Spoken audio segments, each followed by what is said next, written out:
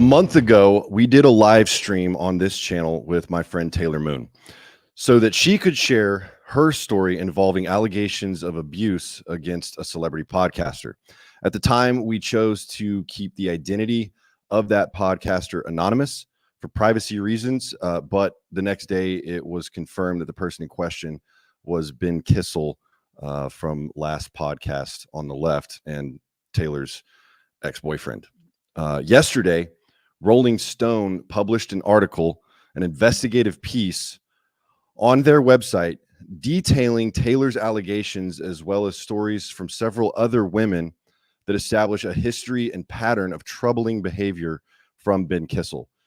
There's a lot of moving parts to this story, and I'm going to do my best to explain all the circumstances that led to Kissel's departure from the Last Podcast Network and share some details about activity that was happening behind the scenes while all this was going on. My friend and co-host Bryce is joining me this evening to moderate the live chat and help me answer some of y'all's questions. Taylor is not able to join us this evening due to some ongoing legal concerns, but I have spoken with her several times, including yesterday when the Rolling Stone article was published, and she is fully supportive of me doing this live stream and explaining the situation.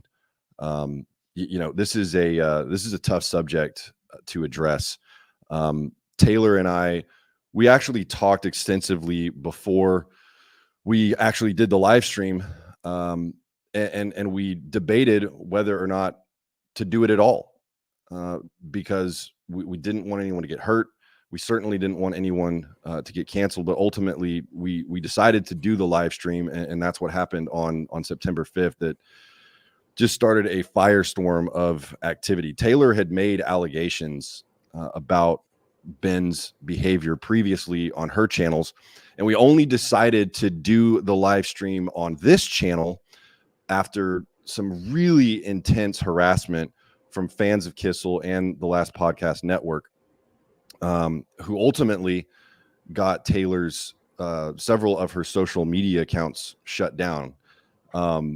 We knew that Taylor needed a voice, and we talked about that on the live stream that we did on September 15th. And that was really the goal, is to allow Taylor to share her story.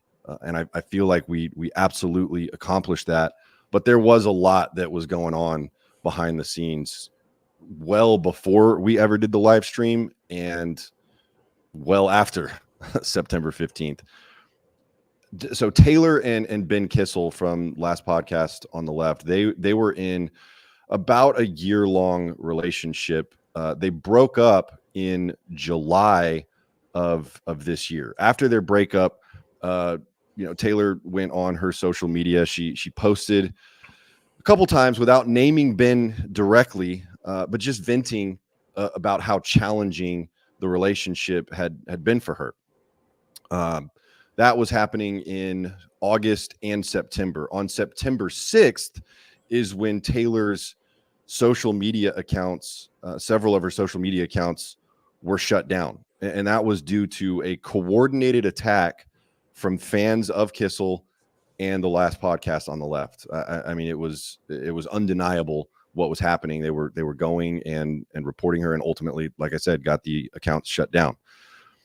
So Taylor had mentioned that there was disturbing, troubling behavior, from Ben, and she had talked to me about this before we ever did the live stream. She'd shared some of the details, but never really spoke publicly about it, or at least never named Ben at all, even up until the point of doing the live stream.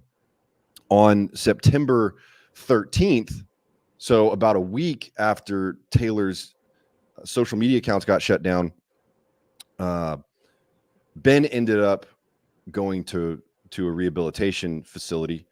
The Last Podcast Network announced his temporary leave of absence, but what they didn't do at that point was mention Taylor at all, or tell fans to stop harassing and attacking her. There was no mention of that at all when it was originally announced that Ben was going to rehab. So then on September 15th, after a lot of discussion, Taylor and I decided to do the live stream on this channel. And what was really interesting about that decision, so when you do a live stream, as some of y'all probably know, typically you'll schedule the live stream in advance. And that's exactly what we did. And so the scheduled live stream is visible on the channel. And what I noticed very quickly for that original live stream is that the attacks started almost immediately. People going into the live chat, even into the comments. And again, this was before the live chat even started. It was just a visible scheduled video attacking Taylor almost immediately.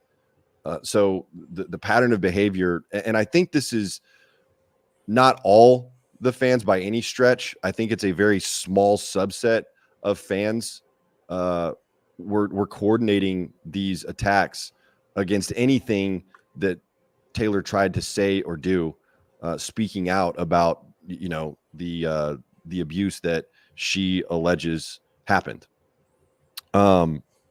So that was September 15th. We did the live stream. Once again, we kept Ben's identity anonymous throughout the live stream. Didn't mention his name. Didn't even mention the last podcast network. But the next day it was confirmed through a series of social media posts that the person in question, like I said, was Ben. On September 18th, so 3 days after the live stream, finally the last podcast network posted on their social media story that the harassment of Taylor needed to stop. So that was the first time that the last podcast network made any kind of statement about, hey, y'all can't do this. Y'all can't attack a victim like this. And then on September 22nd, a more extensive statement was made on the last podcast on the left's, I guess, the episode that aired that day, a more extensive statement, condemning the harassment of Taylor. So at this point, like we said, the Ben took a sabbatical from the show effective September 13th. All of this was happening. And if you go and do any kind of research online, I mean, there was, like I said, just a firestorm of activity at that point.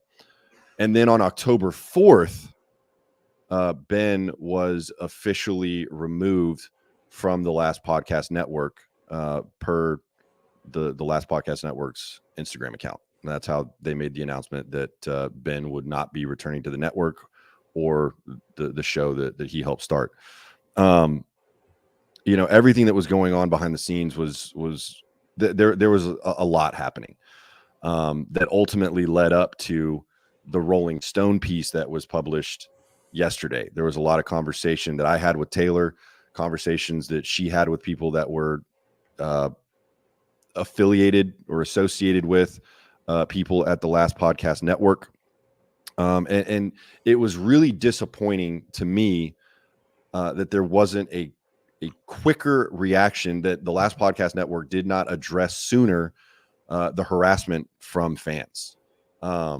It was just it was really unfortunate, in my opinion. So from the time of the stream until they actually announced something, how many days was that? So the stream happened on September 15th. The first social media story was published on September 18th. So 3 days later. But the harassment had started weeks prior. Fans were attacking Taylor, got her social media accounts shut down. I mean, this goes all the way back to August. This actually goes all the way back, and we'll talk about this a little bit more when we kind of go through the Rolling Stone article. Fans started attacking Taylor as soon as they realized that she and Ben Kissel were in a relationship.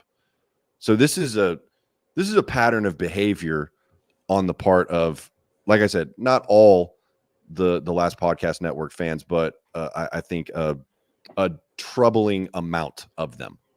They're very active, and apparently. extremely active and very coordinated. From what I understand, so there's a few online groups where fans of the Last Podcast on the Left and fans of the Last Podcast Network kind of communicate. There are a couple Reddit, I guess, threads. I'm not super familiar with Reddit, but there's a couple subreddits dedicated to the Last Podcast on the Left, and fans talk a lot there. Initially, I will say that on Reddit, the fans were attacking Taylor, the majority, basically saying that, oh, she's just making a big deal out of nothing, or she's flat out lying, right? But that gradually changed on Reddit, which was encouraging to see, especially after she told her story on this live stream. I feel like at that point, a lot of the fans realized, oh, this is actually really serious.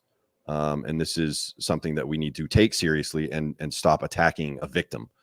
Right. And so I saw the Reddit community kind of shift to support Taylor at that point. But from what I understand, and I'm not part of this group, I've never seen the group, but from what I understand, there is a separate Facebook group that is still very toxic, still attacking Taylor. And I can see a lot of probably their comments, people associated with that group, their comments on the original live stream that we did on September 15th, discrediting her, attacking her, saying it's fake, she's acting, all this horrible stuff that is just completely inappropriate when someone is trying to tell their story and what they experienced. It's just, I mean, it was really disturbing for me to see how people reacted, both initially before we ever did the live stream, how they were attacking her online just after she made some of her social media posts, but then also after the fact, how some people were still so intentional about being vengeful and hurtful and just mean-spirited. So that was discouraging to see. If you think about it, it wouldn't have advanced this far if they hadn't been so aggressive, because Absolutely. she never said the person's name. We didn't say the person's name. They just went hardcore. If they had left it alone, I think that nothing would have happened. You're so right about that, Bryce. Because Taylor, when she made the initial social media post, she was really just venting. That was it. As her right. Absolutely. Her channel, her platform. 100%. That is her platform. It's her content. She can say whatever she wants. Now there's consequences if you're saying wild stuff on social media, right? As you and I both know. But yeah, I mean, that was her prerogative to tell her story on her social media. And then these vindictive fans, this subset of fans, just went after her full throttle, coordinated attack, like I said, and got her social media, several of her social media accounts shut down. And that's when she felt like, I don't have a platform to tell my story. And she asked me about a week before we ever did the live stream. I shouldn't say she asked me, but she talked to me about the possibility of doing a live stream to address the situation. We talked about it at length and decided, what, we don't want to hurt anyone's feelings. We certainly don't want to get anyone canceled. That was one of the things that we vigorously agreed on, is we don't want to get anyone canceled in this situation.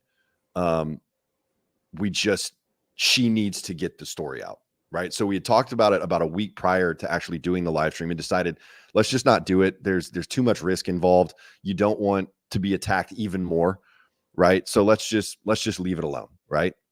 Yeah. And our platform, as we've talked so many times, like, we're here to let people that have suffered abuse tell their story. Right. And we pretty much will give them, they talk almost as much as if they want to talk without us. Exactly. Interjecting anything about us. So she needed somewhere she could go that she was safer, that couldn't get taken down for whatever reason.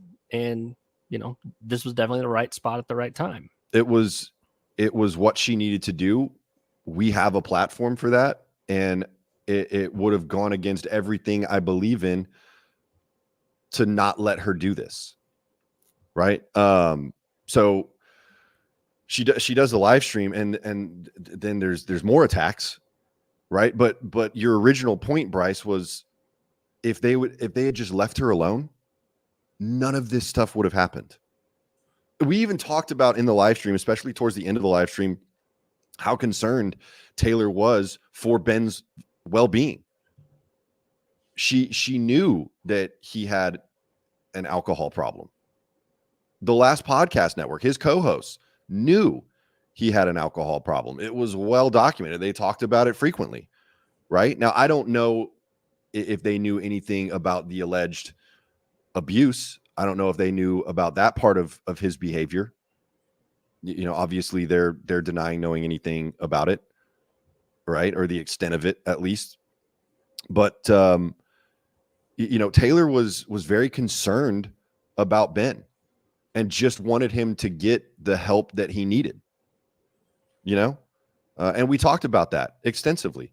And as someone who has suffered with that myself, I also feel for him. I know the dark place that substance abuse and alcoholism can put you in. And so anyone that's going through that, I want them to get the help that they need. And I said that too on the live stream. And so, like I said, the intention was never to get anyone canceled. It's unfortunate that that Ben had to leave the network. But I think after everything that happened, in reality, the last podcast network really didn't have a choice. No, everybody seemed to have dropped the ball, and you know, alcoholism is one of those things, and maybe just substance abuse, but alcoholism specifically, everybody's different when they're really, really wasted. I have been around you many times when you were really, really wasted, wasted. You have never once acted.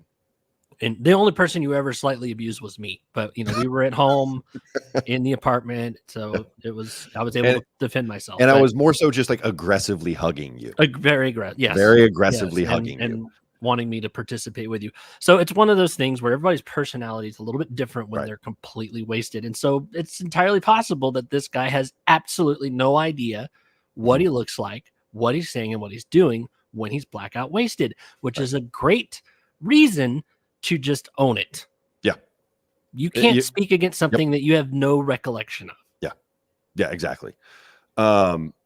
Here's the difficult part about all of this is based on the Rolling Stone article, which we'll get into here in a second. It does seem like there was a pattern of behavior that he had been called out for previously and refused to take accountability for. And that's where I think now you've got a problem, right? You know that your drinking has created a change in your personality to the point where you are causing harm to others that you care about. And something at that point has got to change. Something has to change. You know, so it's unfortunate how this all, you know, played out for Ben Kissel. I still wish him the best in terms of recovery. I really hope that he is getting the help that he needs right now. I really, really do. Because I know how damaging alcoholism can be to you as a person and the people around you. And it's heartbreaking. It's heartbreaking to watch someone that talented, that successful succumb to the disease of alcoholism. It really is. So once again, I really hope that he is getting the help that he needs. And like I said, I also believe that Taylor truly loved Ben, and I believe she's still very concerned. Still, even after all of this, I believe that she is very concerned for his mental and physical well-being. You know, another thing that came up after we did the live stream on September 15th, you know, some folks mentioned that the live stream was monetized, and how dare we monetize the live stream. Well, interestingly enough, that was something I discussed with Taylor, and she actually requested that all monetary proceeds from the live stream be donated to an alcohol recovery nonprofit. If that doesn't tell you where her heart is in all of this, nothing will. Nothing will.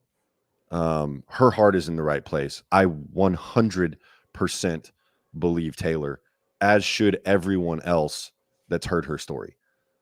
And the attacks, the harassment are just absolutely disgusting. There is no excuse for that kind of behavior. Honestly, people like that just need to delete all of their social media accounts, and they should have their internet privileges revoked because you clearly can't behave yourself. They need personal monitors. We're getting to Right. a point where the government's going to have to start issuing monitors to groups of people. Like, you guys obviously can't be trusted on the internet by yourself. Right. Well, your privileges are revoked. You don't get internet time anymore because you can't do the right thing. And we're cutting you off at 8:00 when you've had that second glass of wine. Yeah, exactly.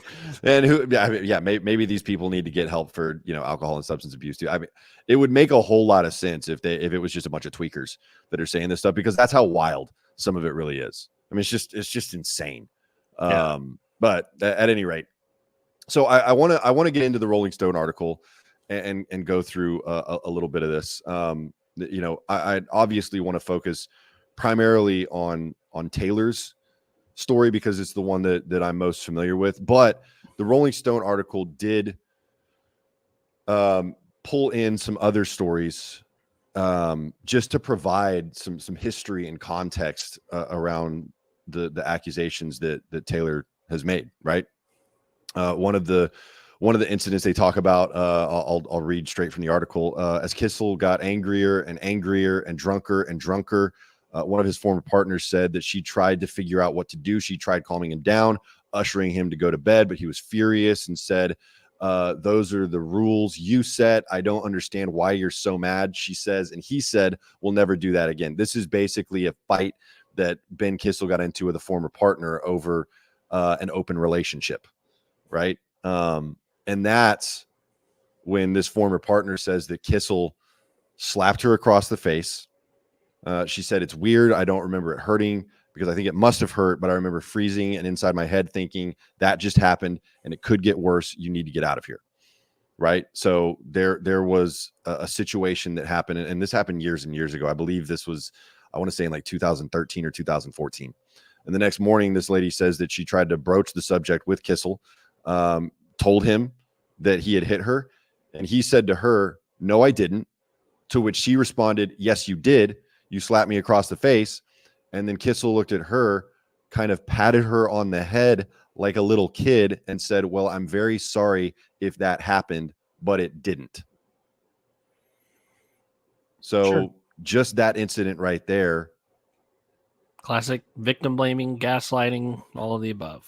And refusing to take accountability or responsibility. Yeah. And that to me is you've got, especially when you're in the public eye like this. I mean, not that it should happen, behind closed doors by any stretch of the imagination, but if you're a public figure and you're literally the co-host of a true crime podcast, you have to learn how to take accountability for stuff like this. I mean, that's a non-negotiable, So the article goes on. Among diehard fans of Last Podcast on the Left, Kissel was considered to be something of an unlikely sex symbol. Though he was not necessarily the funniest or best informed of the hosts, his teddy bear persona endeared him to listeners, particular female fans.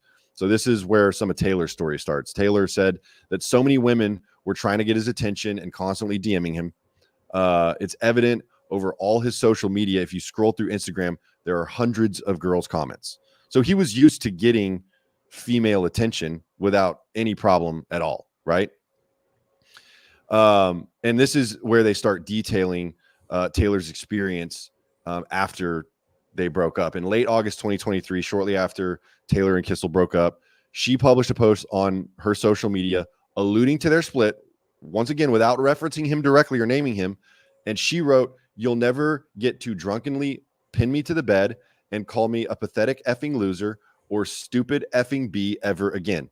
That is the incident that Taylor described in detail on the live stream on September 15th. That's exactly what the Rolling Stone is referring to here. And again, though she did not explicitly name Kissel, Last Podcast fans, well versed in the art of solving mysteries, figured out who she was referring to, prompting intense speculation within the fan community. Taylor described her allegation in further details on this live stream. This is, again, quoting from the Rolling Stone. Friends with Davey podcast hosted by her friend, comedian Davey Jackson. That's me. Since Taylor went public, Rolling Stone has spoken to 3 other women who have come forward with their own allegations against Kissel, ranging from inappropriate behavior to physical abuse. I mean, this is just so disheartening to hear that it wasn't just one. It wasn't an isolated incident. This happened many, many times with at least 3 other women. It's a pattern. They're, and these people, we let these people into our lives. We listen to them. We, agree with them on things, and they become like they're with you all the time in your phone listening, and something happens and you want to defend them. You're like, no, that can't be true. This person I look up to, and I'm absolutely cannot be true. And I felt like that about a certain very, very famous comedian that I grew up watching my whole life. And I was like, no, there's absolutely no way. They're going for money. They're going for money. Yeah. 2 women out, 20 something come forward. It's like, you know what? Yeah. Gonna have to let this one go, Yep. And and just her behavior, just Taylor's behavior. Like if she was in it for anything at all, right, then she would have played that card by now. Absolutely. Easily. And that hasn't come up. She's not going after Ben or his money or Last Podcast or their money. That's not what's happening. When I mentioned that there's ongoing legal concerns, I can't speak about that at all. But it has nothing to do with her, trying to extort them for money or anything ridiculous like that. It's not what it's about. I'm going to keep reading from the Rolling Stone article here. Initially, Taylor's allegations led to the Last Podcast team saying in a September 13th episode that Kissel would be going into treatment for his mental health and physical health. That's what we had referenced about their initial announcement, assuring listeners that Kissel will be back. Weeks later, on October 5th, they reversed course, saying that Kissel would be leaving the network permanently. Many fans in the Last Podcast community were confused by this about face, wondering if the allegations against Kissel were true, because a lot of them had said up until that point, there's no way, she's lying, it's exaggerated, can't be, reality. This can't be what's actually happening right now, right? But after October 5th, I mean, just based on what I've read, I haven't seen a single person outside of these troll groups, right? That don't think that Ben was guilty of something. According to the 4 women who spoke with the Rolling Stone, as well as 9 other people close to the New York City comedy community and the Last Podcast network, Kissel's issues with alcohol have long been a topic of discussion among those in his social circle and may have played a role in his alleged misconduct. And right there, beyond a shadow of a doubt, there was knowledge that Ben had this problem with alcohol. Yeah. Now again, the network has denied any knowledge of the alleged abuse, but you knew the alcohol was a problem. Bryce, if you had known the extent of my issue, I know you would have sat me down and at least tried to reason with me. Oh, dude. Or if you had done anything crazy, that was just, I would have, that the time that it finally went, a switch was thrown in my brain was when I was following you and I saw you almost go, 70 miles an hour into that concrete divider on the highway. Cause I know you were texting. I was just like, Yeah. Yeah. I still was not aware of the extent. But I think Ben's social circle was aware of the extent of how bad it had gotten. There's no way you can party that long. No, that crazy mm-hmm. that you don't witness this stuff yourself. And I think I want to say that Ben, I mean, of course it was, in a joking context, but Ben had even admitted that he had a drinking problem, and so this is tough in a situation like Ben's where you're doing great, your podcast is successful, you're touring all over the country. It's almost like this, if it's not broke, why fix it mentality. But you have to prioritize your mental and physical health in a situation like this, no matter how great it seems from an external perspective. I mean, it's a pattern in this country that you cover up at all costs so you can ride the train as long as you can. Mm-hmm. And we really need to get around that mindset. I don't know how we're going to do it for the whole country, but it's just, I don't know. You and I were raised differently. Yeah. We grew up in a cult. I mean, alcohol wasn't even a question. You just stayed away from it because it was the devil, right? Yeah. We own our mistakes. Yeah. As soon as I find out and I figure it out and you move forward. Right. So more from the Rolling Stone, a person close to the situation denies that Kissel, who is currently in rehab, as we mentioned, ever went on benders or experienced blackouts while drinking.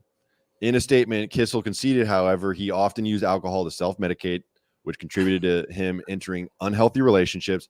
Through weeks of intense therapy at an inpatient facility, I have realized that I use alcohol as a way to try to cope with childhood trauma, he says in a statement to Rolling Stone. And we'll read the full statement later. Hang on. Two things. I haven't heard that at all yet. Two things. Number one, nobody self-medicates with alcohol.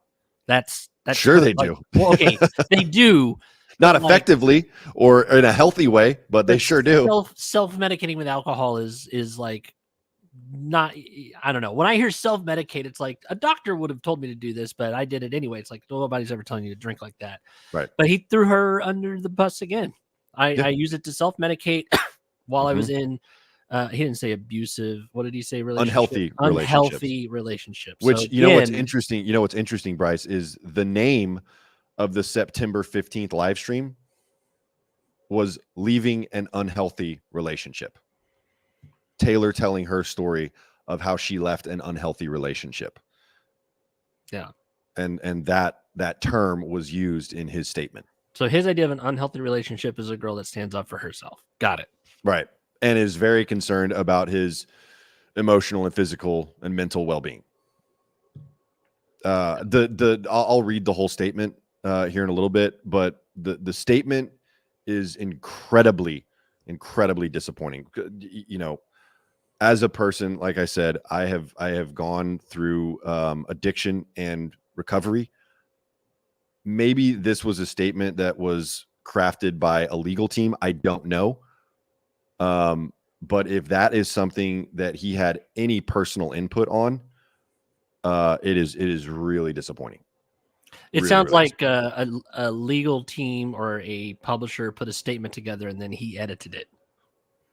That's kind of what it's possible. Because I doubt I don't know. Victim blaming in this day and age is not a good idea. No. Victim blaming is a vile approach to any kind of conflict resolution, right? But especially in this particular situation, I mean, just what a fumble, So again, going back to the Rolling Stone, multiple sources close to Kissel and the network have alleged that his co-hosts were very aware of Kissel's struggles with alcohol abuse and have questioned why they did not intervene prior to Taylor coming forward with her allegations. That is exactly what Taylor and I were asking. Why didn't you help him get help? Why didn't you tell fans earlier on to stop attacking Taylor? I know there had to have been inside knowledge of what was happening on the internet. Maybe they didn't see the attacks personally, I don't think anyone at the network or the primary guys at the network have watched the live stream that Taylor did on this channel, but I know that there was awareness of what was happening and didn't step in until 3 days after the live stream. So again, this source close to Kissel and the network says, quote, they should just say they effed up and they're sorry they didn't know what to do. They have a sick friend who needs a lot of effing help. These are quotes from people that are close to Ben and close to the network. Yeah. I'm going to keep going here because this is kind of interesting. Additionally, one source close to the New York City comedy community, told Rolling Stone that basically some of the allegations against Ben's forceful conduct were well known within the community, particularly at the Creek and Cave as early as 2015. It's common knowledge, the source says, has been for years. Now, the Creek and Cave actually moved from New York to Texas. I don't know if they still have a club in New York, but this is kind of interesting because let me read this other piece here from the Creek and Cave owner, or not from, but referencing the owner. Let me pull it up here. I'm sorry. Okay.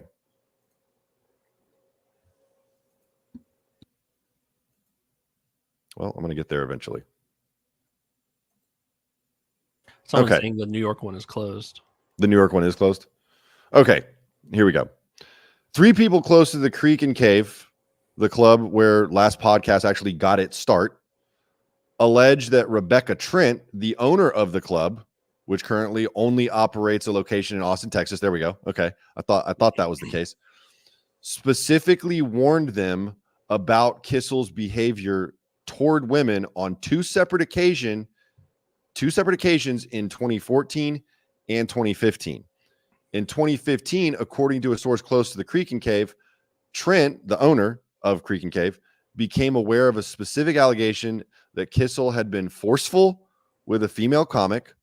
The comic in question did not respond to a request for comment from Rolling Stone, but she confided in me that this show is blowing up and I might have to kick him out. This is what Trent said, because she was aware of, once again, Ben's pattern of unhealthy behavior. I take it that this guy was, I've never listened to the show, one of the main co-hosts. How many people are on that show? There's 3 main people that started the last podcast on the left. I've listened.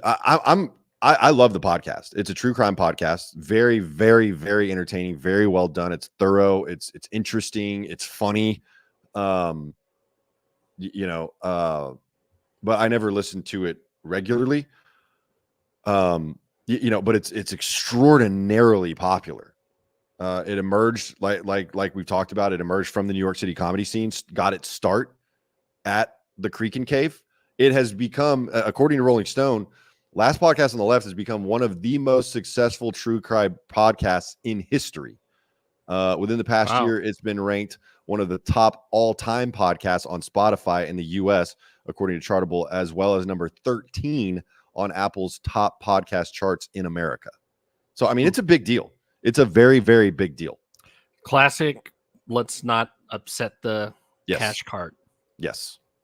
100%. We need what this person's bringing to the show. It feels like a little bit of a too big to fail type mentality at times.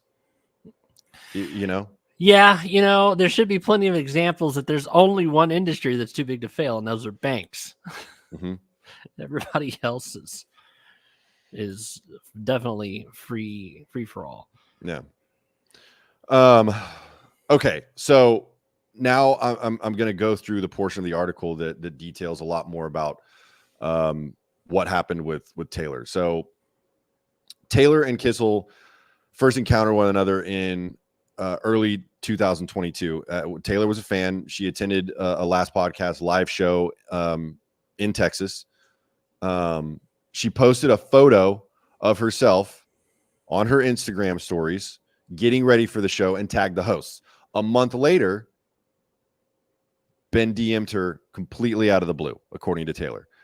For 3 months, they had an extended long-distance flirtation, chatting late at night over the phone and via text. In August, she went to Las Vegas with Kissel and the other Last Podcast hosts for one of their tours, along with some of the wives for the co-hosts for the show. According to Taylor, Kissel had been drinking heavily that evening. He was on a bender, according to her. Apparently, the other host didn't know how bad it was while he was in Las Vegas. But then that is when the incident where Ben got really forceful with Taylor in the hotel room happened. So when Kissel told Taylor he wanted to continue bar hopping, Taylor recalls she said she was going to bed. Late at night, she alleges he walked into the room drunk, prompting a verbal argument. At one point, she alleges Ben got on top of her, pinned her down on the bed. He pressed his forehead into mine and pinned me down on the mattress. And I told him that he was hurting me. And Ben has denied this. The next day, Taylor told one of the wives of one of the podcast hosts about what had happened, the alleged confrontation, including that Ben had been drunk and verbally abusive, according to text messages shared with Rolling Stone. And then the wife said she was irate and that she was going to get Ben removed from the network at that point. But as we know, nothing really happened. And we also know that Taylor had told them, I want to keep this private. I don't want this coming out. Can we just keep it a secret? She didn't want to upset Ben at that point. Their relationship was still fairly new. And like I said, Taylor was in love with this guy. And she wanted to protect him at this point. We came from the same culture. She kind of came from our culture also. Mm-hmm. Looking out for yourself is not taught. It's something especially as a woman. With. Especially as a woman.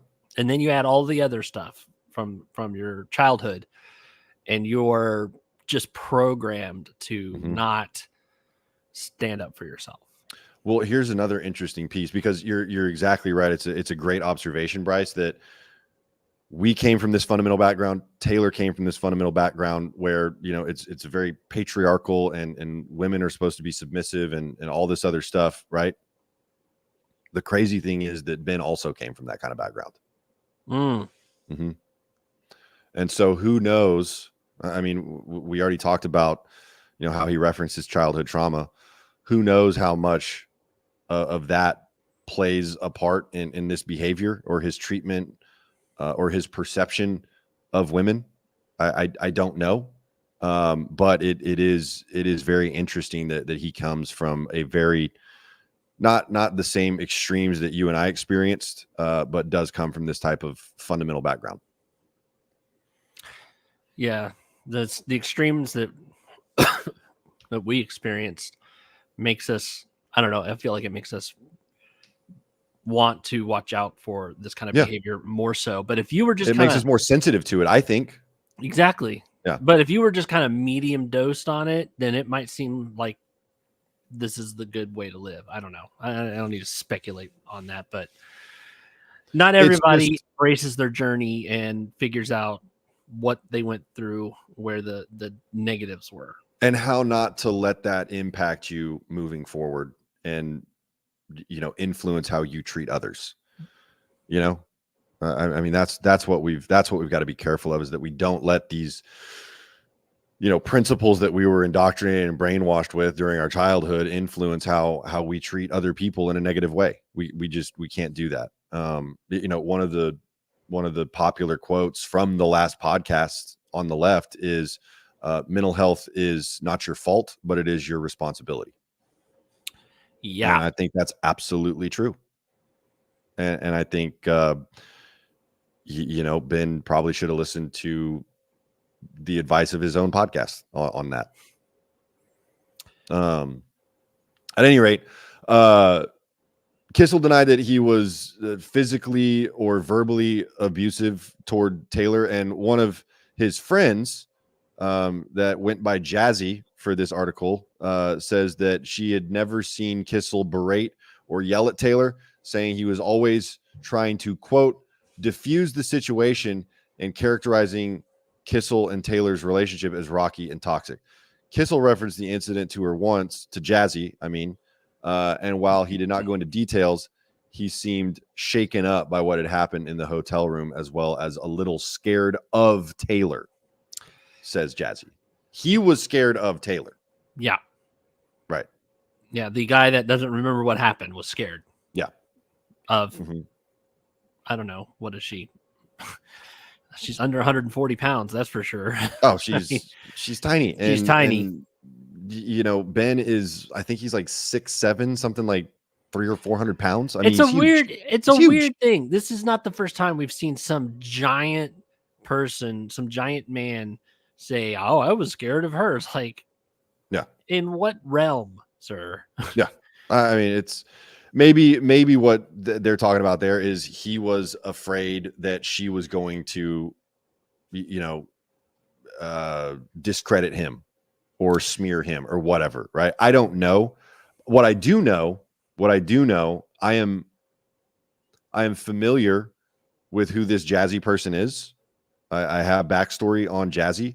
And in my opinion, based on what I have heard from people close to the situation, Jazzy tended to insert herself where she did not belong on multiple occasions and defended Ben even when he was absolutely in the wrong.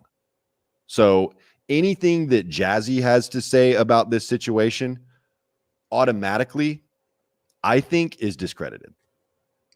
Yeah, that's somebody that can be discredited very easily. Oh my yeah, gosh. if he was really concerned about her damaging his reputation, then if he was concerned about it coming to light, then he knew that other things would come to light. If somebody came and accused you or accused me, I'd be like, hang on, I got to call about 40 women from all over the country to tell a different story. Yeah. This is another interesting part and very telling behavior, I think. So the incident in the hotel room happened on October 21st. According to Rolling Stone, on August 21st. I'm sorry. August 21st is when the incident in the hotel room happened. Of this year. Of last year. Last year. Okay. Yeah. August 22nd, the next day, Taylor says she met Ben at the hotel lobby. They rode up the escalator together back to the room. While they were on the escalator, Taylor says that Ben told her he loved her for the first time and that, like this escalator, our relationship can only go up from here. And after that, Taylor says he acted like nothing ever happened. And Taylor continued to date Kissel for another year. The relationship ultimately ended in July, as I mentioned. And Taylor says it was mutual.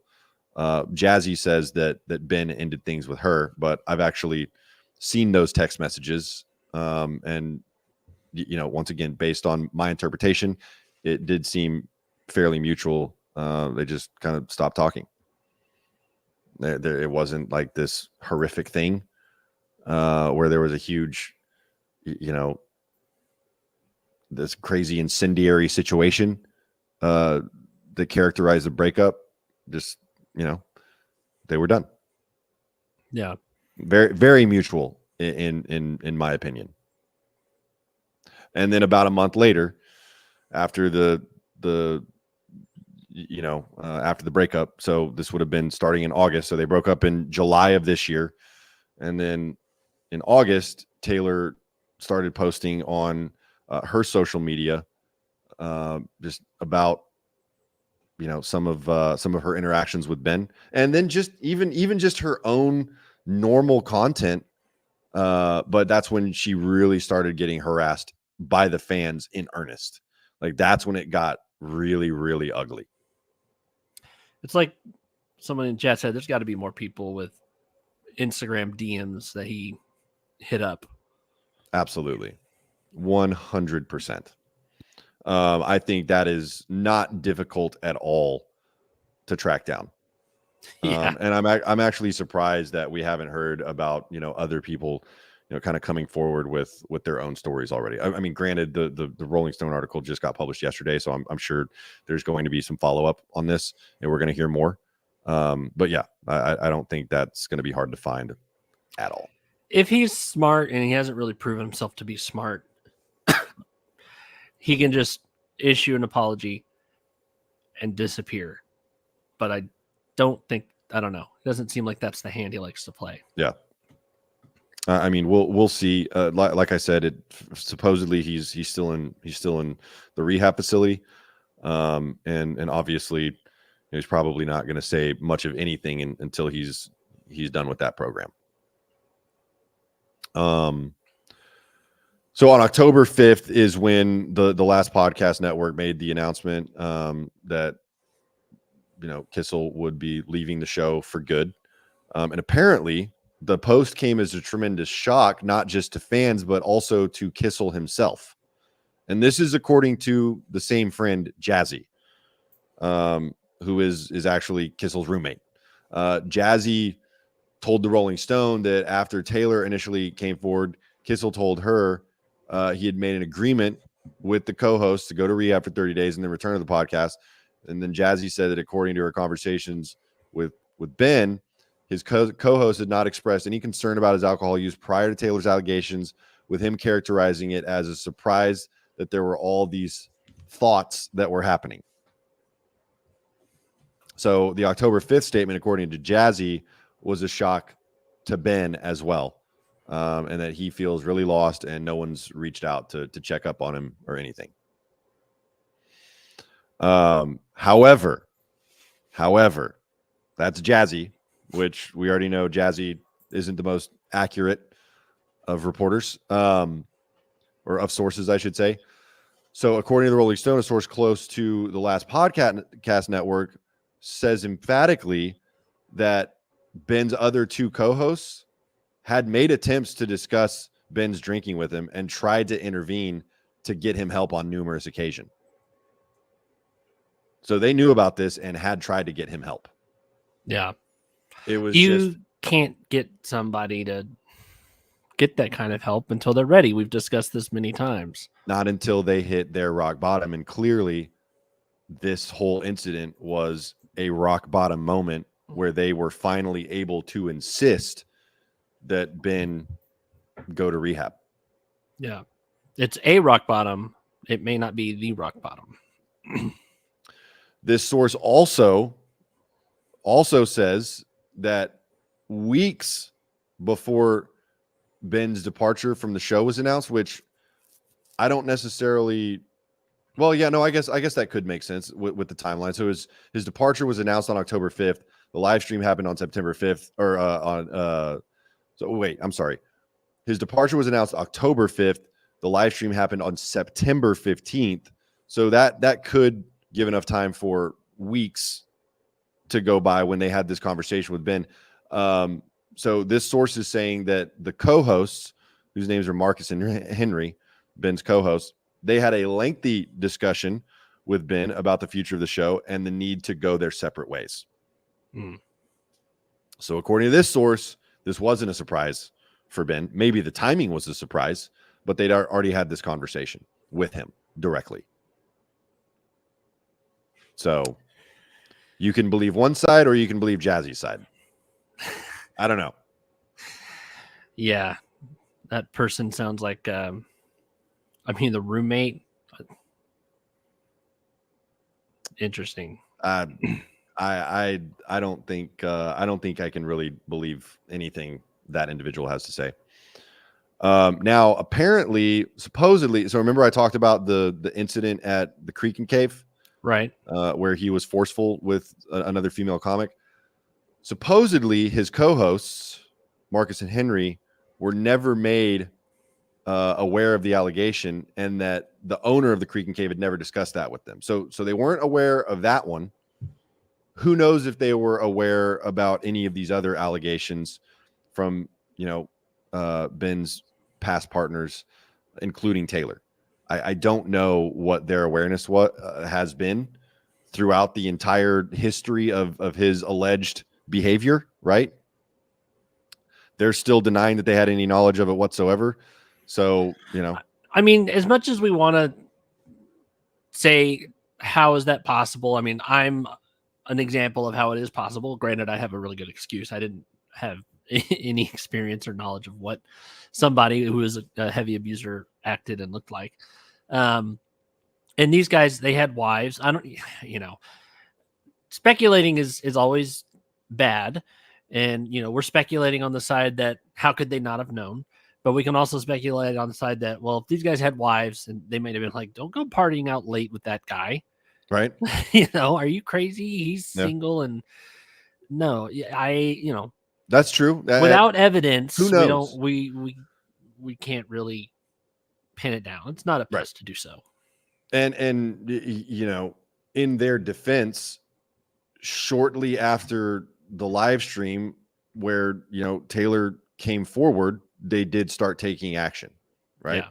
I mean, before the live stream, they had already, required Ben to go to rehab. I don't think that was an individual decision that Ben made. I'm sure he was pressured to do that. Oh, right? Yeah, I'm sure an intervention happened.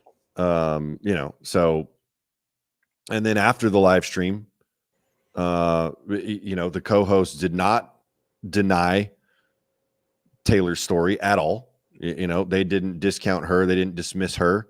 And they did tell fans, hey, you got to stop harassing her. This is not acceptable. Yeah, that's wild. You have to be told to stop harass. It's insane. I did want to read Ben's statement that he gave to Rolling Stone.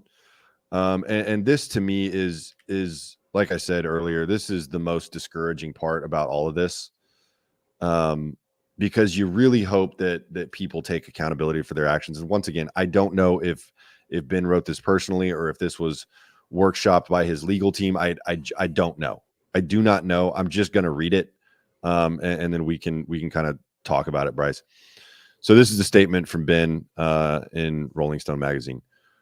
Through weeks of intense therapy at an inpatient facility, I have realized that I use alcohol as a way to try to cope with childhood trauma. In addition, I tend to gravitate towards relationships with other trauma survivors, which of course can make for a toxic combination. I had a long-distance relationship with Taylor over the course of about 15 months. We never lived together. Our connection was mostly consisted of text messages and phone calls, followed by brief in-person visits, all of which were marred by frequent arguments instigated by Taylor, which is why I ultimately chose to end the relationship on July 22nd. While the unhealthy nature of our relationship took a toll on my mental well-being, I want to make it clear that I have never been physically or verbally abusive with Taylor or any other woman in my life.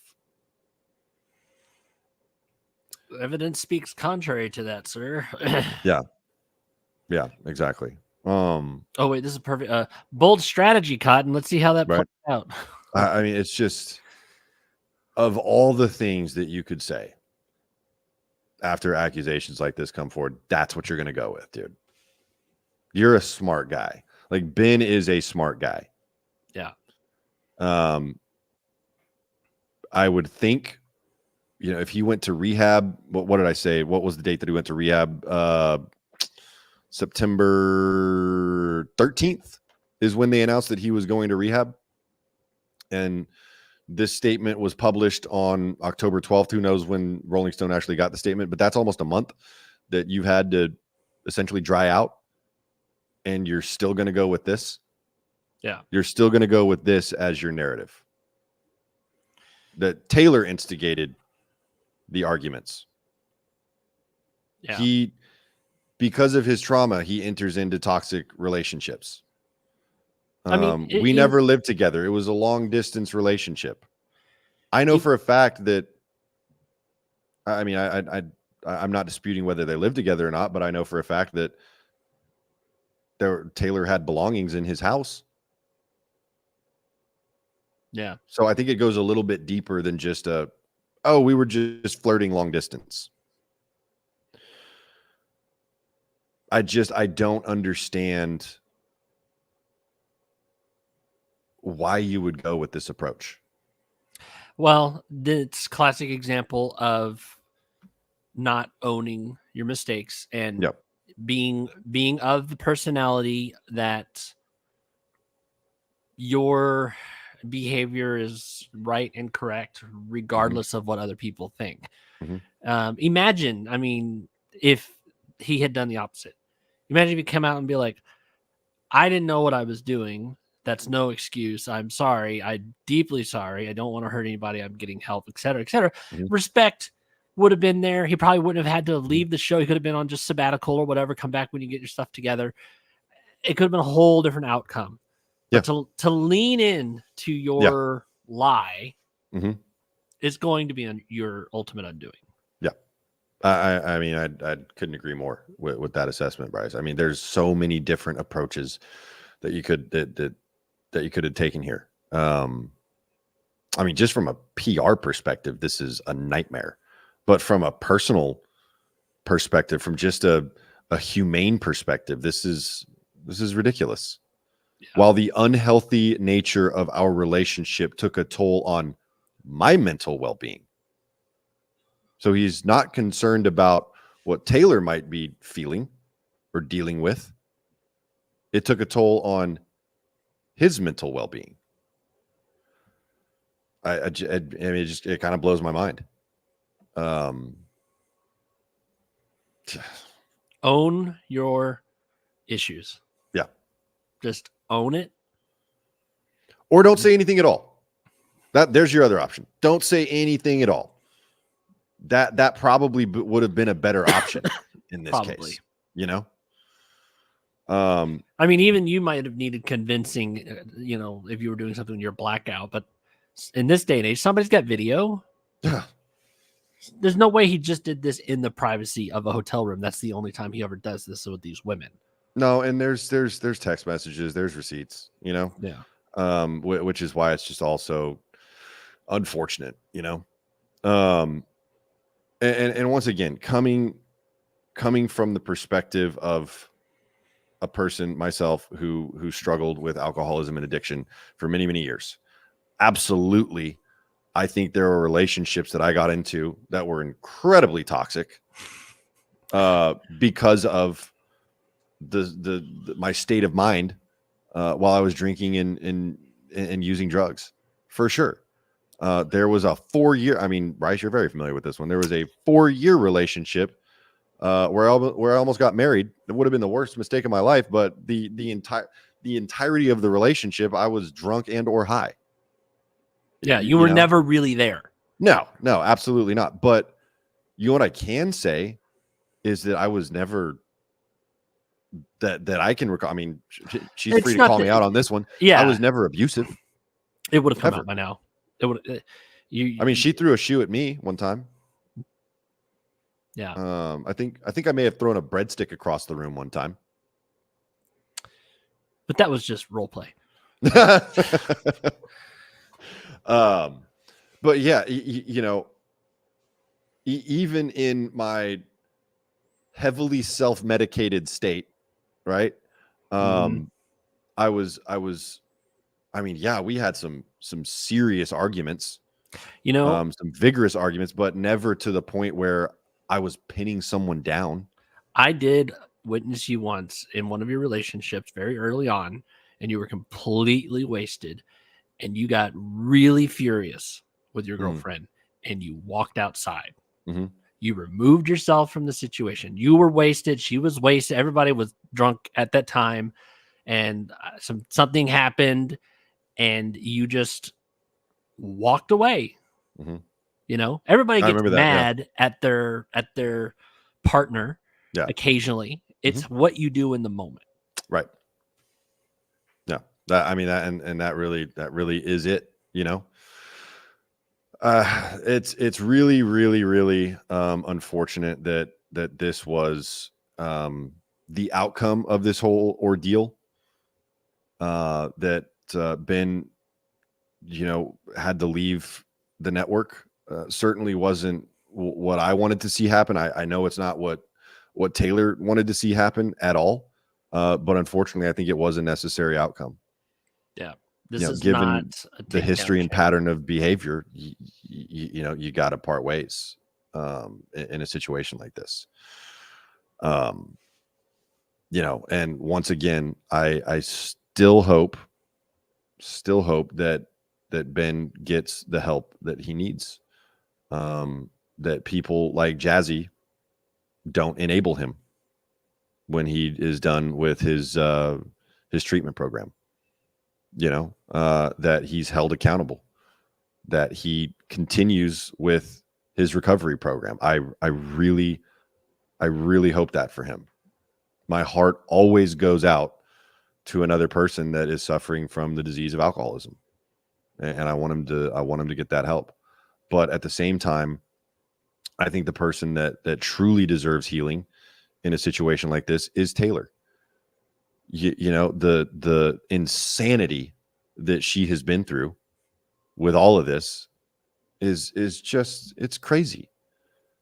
She won't even go on social media right now. Yeah. Just because she doesn't want to be attacked anymore. She doesn't feel safe. She don't want to be harassed. Yeah. I mean, some of these Facebook trolls that I was talking about earlier, they continue to send her messages, very threatening, very disturbing. I mean, it's just bonkers. And I mean, I hope those people get the help that they need. My God. Bryce, I'm sure there's some questions that came through, and we probably need to address those at this point. Did you see anything that we need to talk about?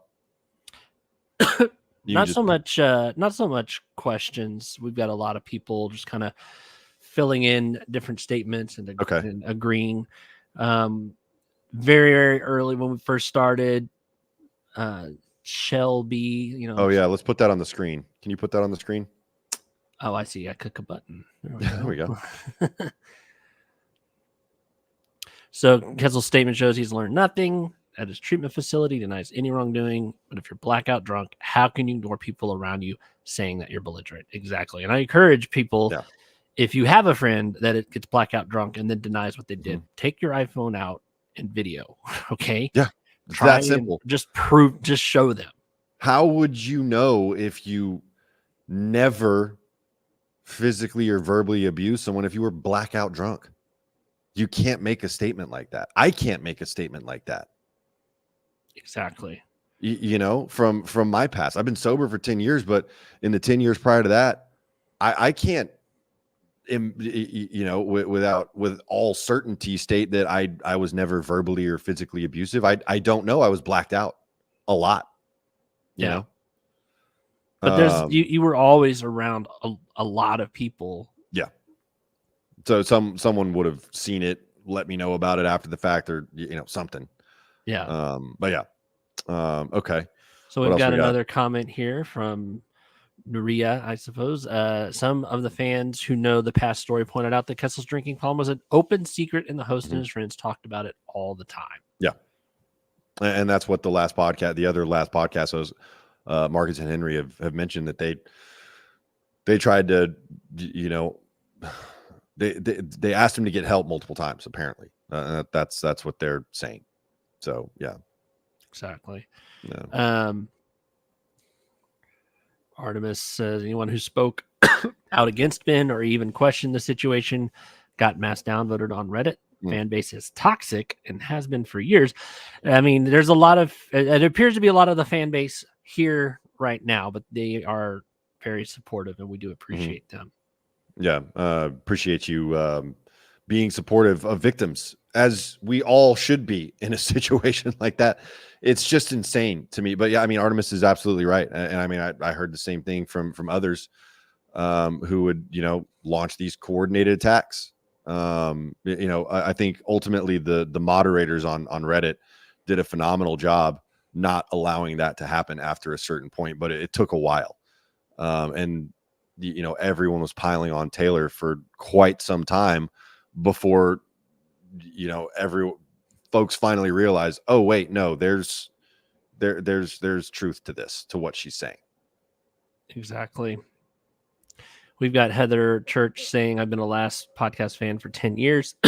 Can't even begin to tell you how disappointed I am in Ben Kessel's behavior, as well as the lack of acknowledgement by Marcus and Henry. So yeah, it's like double disappointment. Yeah. It's like, can we get some acknowledgement? I think, for Marcus and Henry, just trying to put myself in their shoes, right? It's got to be tough addressing this, but I think something should have been done so much earlier, at least to protect Taylor. Hold your fans accountable, or protect your fans. Yeah, just yes, we all know about Taylor and we support it, but like in general, protect your fans. Yeah. So this next comment just leans into that. Annie said that Ben's downward spiral was used as material on the show every episode. I straight up refused to hear that they were not aware. That's pretty damning. Like I said, I've not really listened to the show, but they said they were aware of the alcohol problem. It's the behavior, the abusive behavior that they're still saying they were not aware of. Yeah. But we also know that Taylor told one of the hosts and his wife about the incident in the hotel room. So you weren't completely unaware. Yeah, exactly. And Ms. Joy Brennan says, makes me worry how many other fans were targeted. Yeah, exactly. Yeah.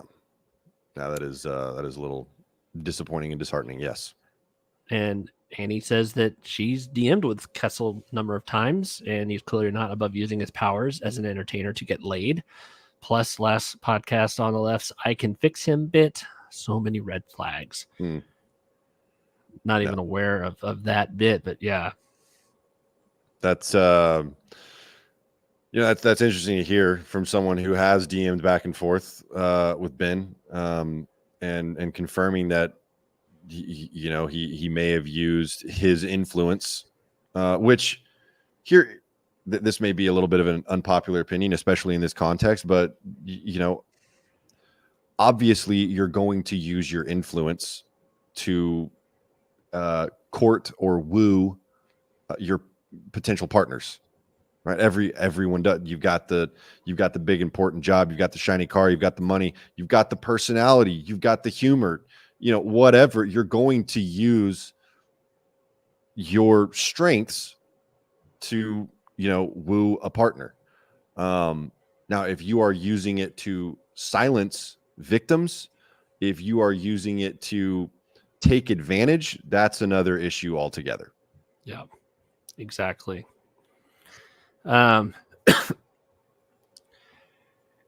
Karen Brock says Ben certainly has his own demons he's wrestling with, but to paint Taylor as the perpetrator and himself as the victim makes my stomach ache. And then asks, how's Taylor doing?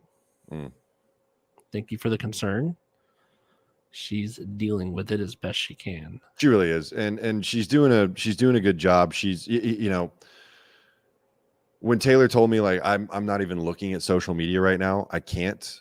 That to me is exactly what she should do in a situation like this where she's still getting attacked and harassed, but also just so she can deal with her own mental health, because this was traumatizing for her. And so, like I said, she needs to heal. She's the one that more than anyone deserves to heal from this whole debacle. Absolutely. Yeah. And it looks like Annie had a conversation. Someone I once considered a really close friend, who is also a Last Podcast on Left fan, said, I believe women, just not that woman. And I will never forget that for as long as I live. Yeah, that's what do you as I'll support women as long as it doesn't affect my feelings. Right. That's basically what that is. Yeah. Just really unfortunate. Really unfortunate. Naria said there are 2 subreddits for the podcast. One was pretty bad at the beginning, but the other was quite supportive of Taylor from the day. Oh, that's cool. So that's good to know. That really is cool to hear. And from what I understand, the only place the trolls still exist is on this, supposed Facebook group. There was a guy that was, essentially cyber stalking Taylor from that group. And to that group's credit, they ended up removing him as a moderator or something along those lines, from what I heard. Once again, I'm not part of the group. I haven't seen the group, but based on what I was told, this guy that was being just incredibly harassing was removed as a moderator from that group. So hopefully that's being dealt with internally on that group. But it's just like, honestly, if your group is that poisonous, just get rid of it. What are you doing? What are you doing? Yeah. What are you doing anyway? That's too much time on Reddit. Yeah. Annie did want to make sure to be clear that Ben was not flirtatious or creepy during their DM interactions, but she's also pretty good young. to know. 15 years younger than he is, but Ms. Joy Brennan said his previous ex was 16 years younger. So okay. Yeah. Well, I don't really have much to say about the age differences or whatever, but yeah, that's kind of weird a little bit, I guess. I don't know. I mean, everybody will look at that differently, and right. as long as everybody's adult and consenting, and as long as it's not a predatory pattern. That's what I'm more concerned about, is their predatory or abusive behavior, right? Yeah. That's my thing. Because I had one girlfriend that was quite a bit younger than me, in her mid-20s, and then my next girlfriend is definitely not. So, yeah, it's as it goes. Conspiracy Corner podcast. Thanks for the update. As a fan of last podcast, I've been curious of what is going on. Marcus and Henry haven't really been saying anything on the podcast. Marcus and Henry, make a statement. People will continually wonder about you unless you address it. And I mean, to their credit, they did make that statement in late September, but I think it's a tough. So again, I'm looking at this purely from a PR perspective, right? This is a tough thing to address as co-hosts who are just trying to move forward with their podcast. That's what they're trying to do at this point. They've replaced Ben. He's out. Let's just move forward. Let's forget it happened. So that probably is the right PR move. Is it the right moral move? I don't know. Probably not. So they did like a press release with their statement. They're a podcast. Yeah. People get their information from them by listening to the podcast. Right. You make a 5-minute statement or longer. You want a good example of this? The Try Guys. The Try Guys said, well, this is what happened, and this is what we did, and this is what we're doing. What was the situation there? Was it similar to this at all? No, not really. It's just one of the main guys cheated on his wife, and it was caught. Okay. And it was crazy. I watched the Try Guys for years. Those guys do some good stuff. And to point out one of the comments that I just saw, and it's Annie again. They keep saying we can't say anything, we just can't. And she says she doesn't think that's the move. This may be a legal situation. They may not be able to say anything legally. That's true. Based on my understanding of the business structure, the organizational structure of the podcast, Marcus, Henry, and Ben were all 1/3 owners. So I'm sure there's some untangling that has to happen right now. I also I saw a kind of interesting point that Marcus and Henry used to moderate this Facebook troll group, and then left because they called it a snake pit, and now it's actually named the Snake Pit. It is toxic. Everything that I've seen from people coming out of that Facebook group and commenting on various social media channels, it is absolutely disgusting. The guy that was cyber stalking Taylor made this weird, super strange video response to Taylor. And I mean, quite honestly, I think he might be mentally ill and actually needs to seek psychiatric help. I don't know.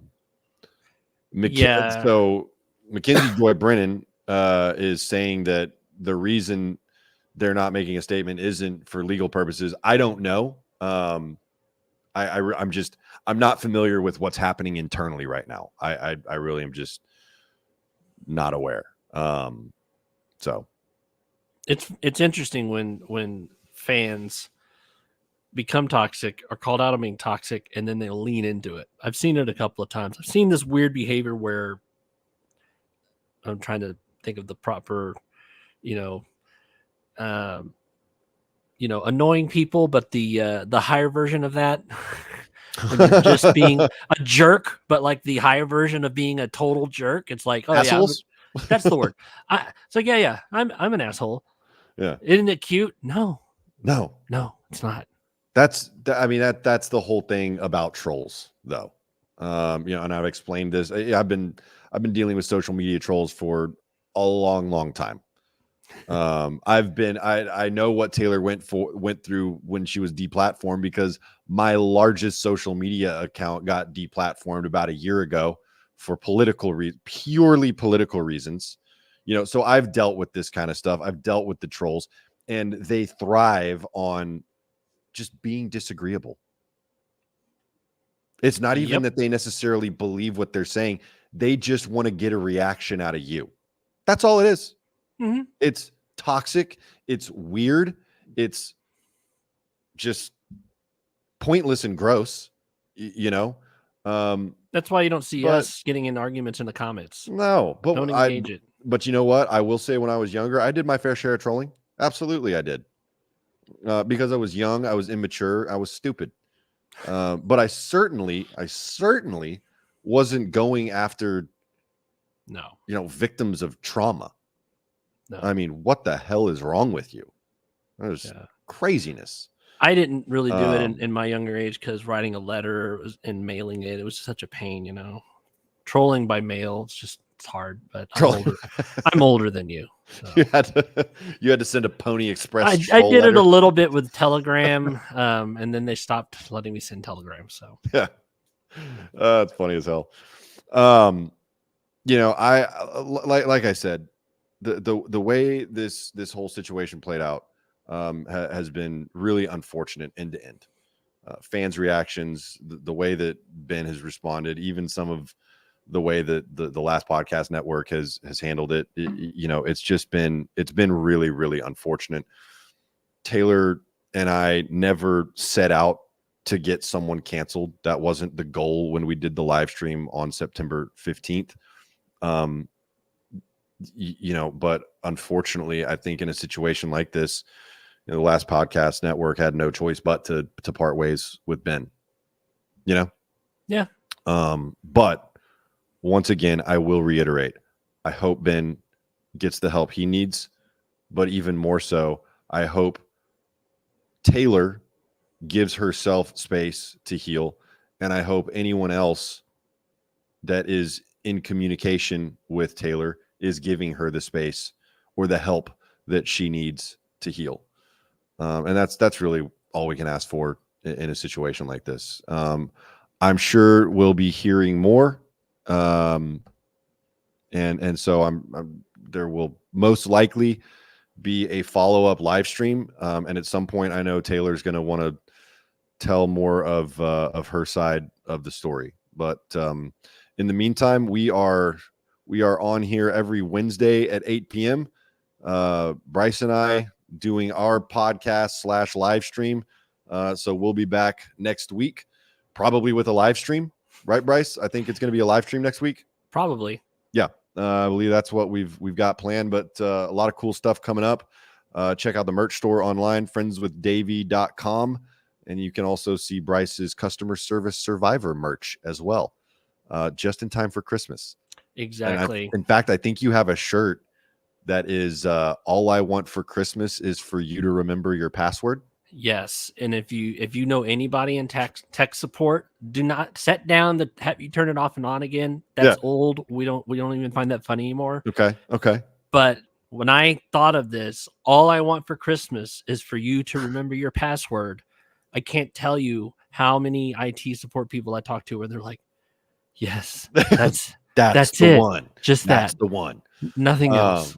So Well, cool. Check it out, y'all. Thank you for all the comments. Please like and share. Make sure you're subscribed, and we will see y'all on the next one. Love you so much. Have a good one.